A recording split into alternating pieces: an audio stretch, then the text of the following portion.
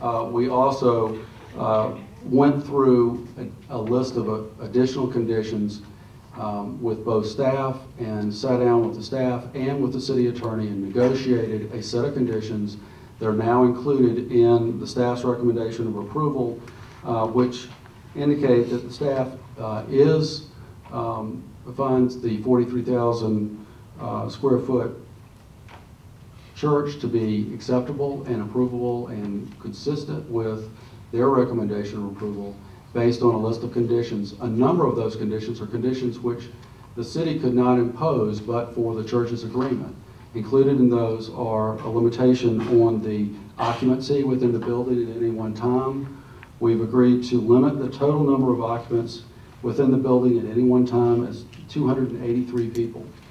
That's a significant reduction over what could be in the building. There's no other church in the city of Sandy Springs or Fulton County that has an occupancy requirement or maximum occupancy requirement other than what we're proposing here and other than what the fire code indicates. And the fire code for this building would allow over 1,000 people to be in the building.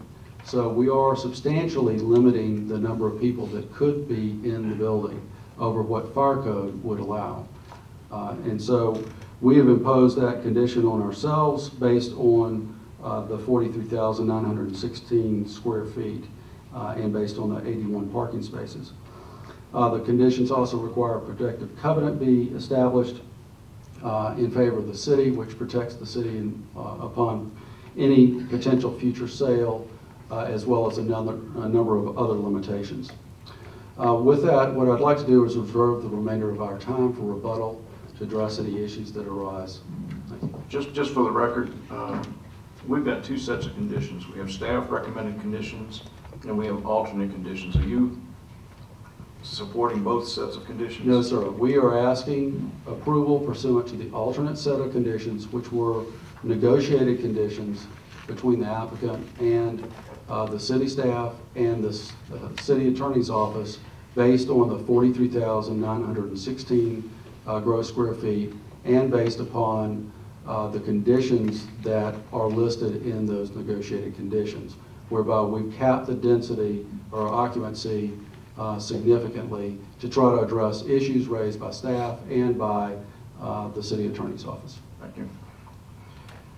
Anybody else speaking in favor of this application? All right, with that said, any opposition to the application?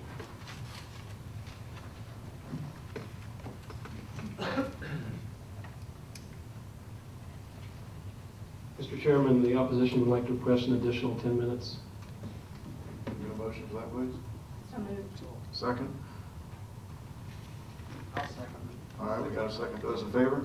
Discussion. Discussion? Yeah. We just need to be sure the applicant is. It automatically gets added to the applicant's time. Those in favor of the motion say aye. Aye. All right, so we're going to change this to 20 minutes, Patrice. And then the applicant will also have an additional 10 minutes should they need it. Yes, sir, go ahead. Good evening. My name is Daniel Hubble. I'm an architect with 18 years of experience and owner of the Sandy Springs architecture firm. I'm a resident of the courtyards of Glenridge. This property cannot be used for a church. There simply is not enough parking, period. It is premature to talk about the applicant's conditions because the parking problem has not been resolved. The property was zoned and conditioned for less intensive business occupancy, specifically offices only, and for good reason. The site is too small. There isn't enough parking for any type of assemblies. The fact is, many of the other permitted uses under O&I, including a church use, require much more parking and would be considered underparked for uses other than office. Fulton County zoning records prove that this site is already overdeveloped. In July 1983, the Fulton County Planning Commission unanimously voted to deny increasing the density to 15,151 square feet per acre. Note, at 3 floors, the property currently sits overdeveloped at 18,537 square feet per acre. In other words, it's already not in conformance with its existing existing zoning restrictions. The applicant proposes to increase the density even more. Their current floor plans show a new square footage of 45,309 square feet. As such, the proposed additional development enclosure of the basement is in violation of the comprehensive land use plan because it exceeds the maximum allowed density. Also note the square footage numbers used throughout the staff's reports are still incorrect and do not reflect the accurate density of the building or the site. The proposed use is largely for assembly occupancy. As seen in this slide of the applicant's own program, there are 24 assembly spaces, including 14 classrooms and seminar rooms, representing a significant amount of gross building area. This cannot be overlooked. Allowing any assembly use for even 3 floors on this small parcel would overburden the existing infrastructure of the site and surrounding streets. The purpose of our zoning ordinance, among other things, is, quote, encouraging the most appropriate use of land, end quote. Is rezoning to this intensity most appropriate? The parking requirement recommended in the staff report for 3 floors is grossly insufficient for any use with assembly spaces. The staff only recommends assigning a minimum parking requirement of 3.46 spaces per 1,000 square feet for 3 floors of space of 32,053 square feet. This is only 5 spaces more than the minimum required if the building were all offices, even when the applicant is proposing to convert 45% of the building to more intensive assembly uses. Keep in mind that ordinance recommends only minimum parking standards. The applicant's parking studies are unusable as standards because they do not reflect the comparative sites, on-street parking, alternate transit, improved right-of-ways, and peak annual demands. For example, the counts were made during summer. Staff's reliance upon these parking studies is flawed. The city's compelling interest is sufficient parking. This logistically cannot be accomplished by an unenforceable conditional cap to the number of occupants or temporary parking arrangements, but rather must consider the maximum occupant load of all the building's assembly spaces as allowed by building code. Currently, classrooms and sanctuaries allow 6.7 times more occupants than offices.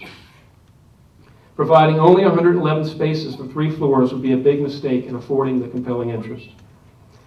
As a building professional, it's common sense that the proposed use of this property by either the applicant or the staff is too intense to be supported by this site. It should only support offices as previously conditioned. Until the parking issue is resolved, it's not appropriate to discuss any conditions. Thank you. Thank you. Hello, my name is Nancy Early. I live at 5220 High Point Road, and I represent the High Point Civic Association with approximately 500 active members, all Sandy Springs homeowners. We request that you deny this application due to parking, land use plan violation, and precedent. The applicant purchased this property nearly 4 years ago with their eyes open. Now they want to increase their space by approximately 33%, yet decrease their parking by nearly the same amount.